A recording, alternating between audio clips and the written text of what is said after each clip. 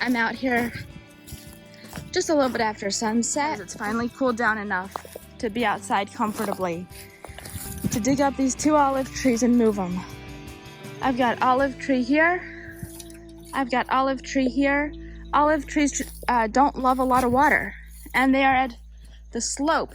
That area up there by the house is several feet higher than down here. So they're not only gonna get water from the sprinkler, they're gonna get all the runoff from sprinkler, rain, everything. So I need to move my olive trees. It's supposed to start getting really, really, really hot here in Florida this week, especially, which means that if I have any chance of them surviving the move, I need to do it really soon. That's the reflection of the moon on the water. How gorgeous is that? Let's move out from behind the trees a little.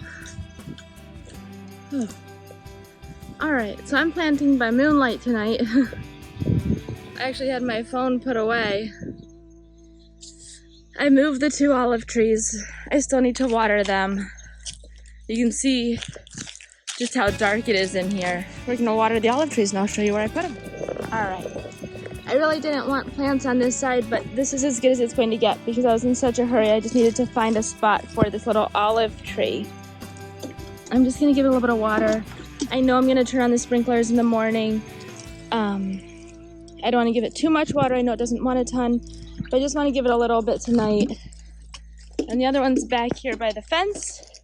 Here's that little pineapple I replanted. You saw that video?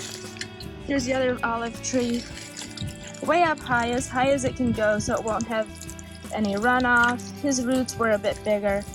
They sort of spread out over to here, so of course I put the roots horizontally because they will find their own way down. All right. It is so buggy. I am just absolutely getting eaten alive by mosquitoes. The moon is up, the sun is down, and it's time to go in. Good night.